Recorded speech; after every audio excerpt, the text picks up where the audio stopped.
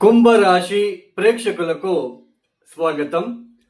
2026 April మాసంలో కుంభరాశి వాళ్ళ ఫలాఫలాలు, ముఖ్యంగా ఈ ఒక మాసంలో గ్రహ సంచారాన్ని గమనిద్దాం.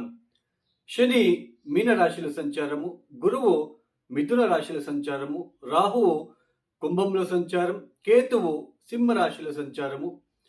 అలానే సూర్యుడు ఏప్రిల్ 14వ తేదీ వరకు మీనరాశిలో సంచారము. ఏప్రిల్ 14వ తేదీ తర్వాత ఆయన మేషరాశిలోకి ప్రవేశిస్తున్నారు. ఇక కుజుడు ఏప్రిల్ 2వ తేదీ తర్వాత ఆయన మీనరాశిలోకి ప్రవేశిస్తున్నారు. కుంభం నుంచి మీనంలోకి ప్రవేశిస్తున్నారు. ఇక బుధుడు కూడా ఏప్రిల్ 11వ తేదీ జన్మరాశి అంటే మీ జన్మరాశి కుంభరాశి నుంచి మీనరాశిలోకి ప్రవేశిస్తున్నారు. ఇక శుక్రుడు కూడా ఏప్రిల్ 18వ తేదీ తర్వాత ఆయన మేషరాశి నుంచి వృషభ రాశిలోకి ప్రవేశిస్తున్నారు. ఈ గ్రహ సంచార రీత్యా ఈ కుంభరాశి వాళ్ళకి ముఖ్యంగా గత మాసంలో ఏర్పడిన ఏదైతే జన్మరాశిలోనే 4 గ్రహాల సంచారం ఏర్పడింది. మార్చి 15వ తేదీ వరకు సూర్య, రాహు, కుజ, అలానే బుధుడు. మార్చి 15వ తేదీ తర్వాత సూర్యుడు ద్వితీయ స్థానంలోకి ప్రవేశించారు, అంటే మీనరాశిలోకి. జన్మరాశిలోనే మార్చి 15వ తేదీ తర్వాత కూడా జన్మరాశిలోనే ఈ వక్రించిన బుధుడు, అలానే రాహువు, అలానే కుజుడు కూడా. ముఖ్యంగా ఏదైతే జన్మరాశిలో ఈ 4 గ్రహాల సంచారం జరిగిందో ఈ 4 గ్రహాలు కూడా జన్మరాశిలో యోగించవు.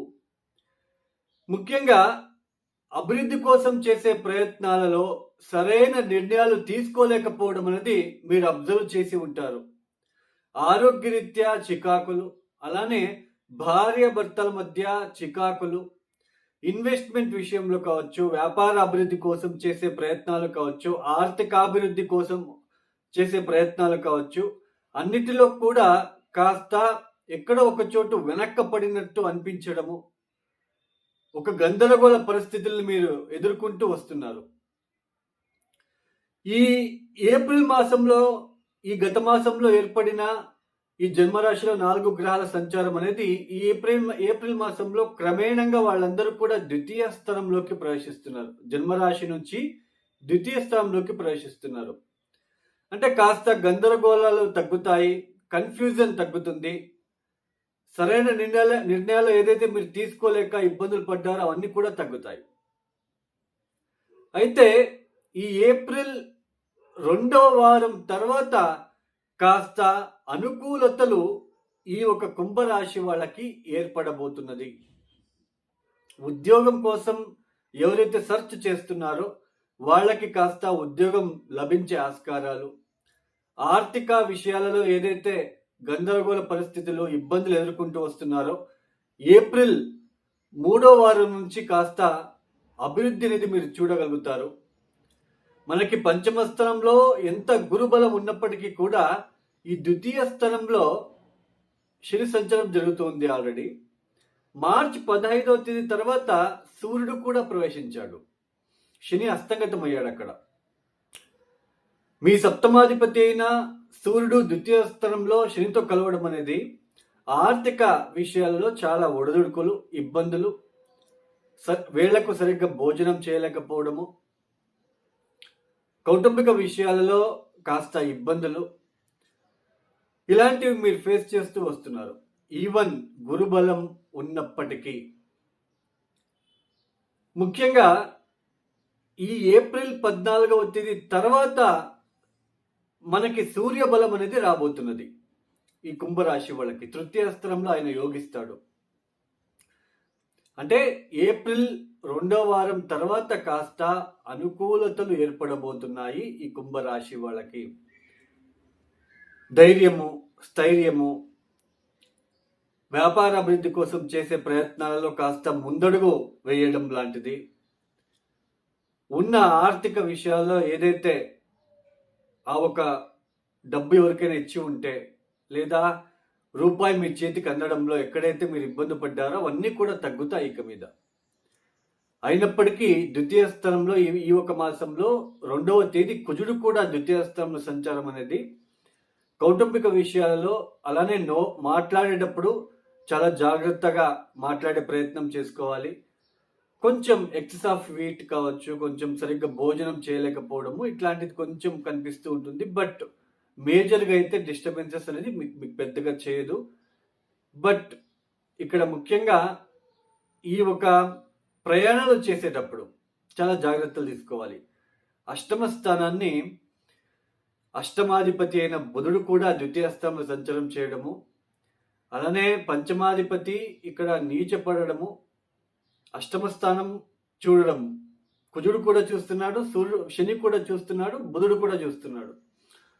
సో జర్నీ చేసేటప్పుడు జాగ్రత్తగా ఉండండి. అలానే ఎవరికైనా మాట ఇవ్వడము, డబ్బులు ఇస్తాని లేదా షూరిటీ సంతకాలు వేయడము ఇట్లాంటివి చేయకుండా ఉంటే చాలా మంచిది. మొత్తానికి ఈ యొక్క ఏప్రిల్ మాసంలో ద్వితీయ వారం నుంచి అంటే సెకండ్ వీక్ నుంచి కాస్త అభివృద్ధి అనేది మీకు కనిపించినప్పటికీ ఈ ద్వితీయ స్థానంలో 3 గ్రహాలు సంచారం జరుగుతుంది కాబట్టి అష్టమాన్ని చూస్తారు కాబట్టి ఆకస్మిక ధన ప్రాప్తి ఇవన్నీ ఉంటాయి. బట్ వెహికల్ రిలేటెడ్ డ్రైవింగ్ చేసేటప్పుడు జాగ్రత్తగా ఉండడానికి ప్రయత్నాలు చేయండి. అలానే శతభిష నక్షత్ర జాతకులు ఏదైతే ఆరోగ్యరీత్యా సమస్యలు పడ్డారో గత మాసం నుంచి కాస్త అవన్నీ తగ్గుతాయి, ఉన్న ఒత్తిడులు తగ్గుతాయి. పూర్వభాద్ర నక్షత్ర జాతకులకు ఆశించిన ఫలితాలు మీరు ఏదైతే అనుకుంటున్నారో అవన్నీ కాస్త మీరు చేయగలుగుతారు. అలానే ఉద్యోగరీత్యా కాస్త ముందడుగు మీరు వేస్తారు. ఎవరికైతే కొత్తగా ఉద్యోగ ప్రయత్నాలు చేస్తున్నారో వాళ్ళకి కాస్త అనుకూలతలు ఏర్పడుతున్నాయి. వ్యాపార అభివృద్ధి కోసం చేసే ప్రయత్నాలు కూడా కాస్త అనుకూలిస్తాయి. ఆరోగ్యరీత్యా ఎవరైతే ఇబ్బందులు పడుతున్నారో వాళ్ళు ఆ ఆరోగ్యరీత్యా ఇబ్బందులన్నీ తగ్గుతాయి. బట్ సప్తమాధిపతి సూర్యుడు తృతీయ స్థానంలో యోగించినప్పటికీ మీ భార్య లేదా మీ భర్త ఒక ఈగో అనేది ఇక్కడ కనిపిస్తూ ఉంటుంది ఏప్రిల్ 14వ తేదీ తర్వాత. అందుకే ఏప్రిల్ 2వ తేదీ తర్వాత కుజుడు ద్వితీయంలోకి వెళ్ళిపోతాడు, అలానే బుధుడు కూడా నీచ స్థానంలో వెళ్ళిపోతున్నాడు. కాబట్టి ఈ కౌటుంబిక విషయాలలో కలహాలు లేదా కొంచెం తరచుగా ఇబ్బందులు ఏర్పడే సూచనలు ఉంటాయి. ఎందుకంటే ఇక్కడ సప్తమాధిపతి అయిన సూర్యుడు కూడా తృతీయ స్థానంలో ఉండడము, మీ పార్ట్నర్ భార్య లేదా భర్త ఒక ఎగో చూడడము ఇట్లాంటివి కౌటుంబిక విషయాలు ఇబ్బందులు. బట్ ధన ప్రాప్తికి ఏం పెద్దగా డిస్టర్బెన్సెస్ ఉండదు. ఆర్థిక విషయాలలో ఉద్యోగ విషయాల్లో పెద్దగా డిస్టర్బెన్స్ ఉండదు. ఏదో తెలియని ధైర్యము, స్థైర్యము ఇవన్నీ కూడా వస్తాయి. తృతీయ స్థానంలో సూర్యుడు ఎగ్జాల్టెడ్ పొజిషన్లో ఉంటాడు కాబట్టి అలానే కొంచెం తీర్థక్షేత్రాల దర్శనాలు మీరు చేసుకోగలుగుతారు ఈ ఒక సమయంలో. ఏప్రిల్ 19 తర్వాత శుక్రుడు చతుర్థాధిపతి చతుర్థ స్థానంలోకి వెళ్ళడము చాలా మానసిక ప్రశాంతత. అంటే మొదటి 2 వారాల కన్నా 2 వారం తర్వాత మీకు కాస్త చాలా అభివృద్ధి అనుకూలతలు ఏర్పడుతున్నాయి. కొత్తగా వెహికల్ తీసుకోవాలనుకున్న వాళ్ళకి ఇల్లు మార్పిడి అంటే గృహ మార్పిడి కోసం చేసే ప్రయత్నాలు ఇవన్నీ కూడా మీకు ఫలిస్తాయి అని చెప్పుకోవచ్చు. అంటే జన్మరాశిలో ఏర్పడిన చతుర్గ్రహ కూటమి వలన ఏదైతే ఇబ్బందులు పడ్డారో అవన్నీ తగ్గుముఖం అవుతాయి. కాన్ఫిడెన్స్ పెరుగుతుంది, కాస్త సరైన నిర్ణయాలు తీసుకోగలుగుతారు. అది ఏప్రిల్ 2వ తేదీ తర్వాత సరైన నిర్ణయాలు తీసుకోగలుగుతారు. బట్ కుటుంబ చికాకులు కాస్త తరచుగా ఇబ్బంది పెడుతూ ఉండడము, కొంచెం అధికంగా ఖర్చులు చేయడం కూడా మీరు చూస్తూ ఉంటారు ఈ ఒక సమయంలో. ఈ కుంభరాశి వాళ్ళు తప్పనిసరిగా మీరు ఏం చేసుకోవాలి అంటే శ్రీరామ మందిరంలో మీకు తగిన సహాయ సహకారాలు, సేవా కార్యక్రమాలు మీరు అందించడానికి ప్రయత్నాలు చేసుకోండి. విష్ణు సహస్రనామం మీరు ఎంత చదువుకుంటూ వెళ్తారో అంత మంచిది ఈ సమయంలో. అలానే నవగ్రహాలకి కూడా ప్రతిరోజు వీలైతే 27 ప్రదక్షిణాలు చేసుకోవడానికి ప్రయత్నాలు చేసుకోండి.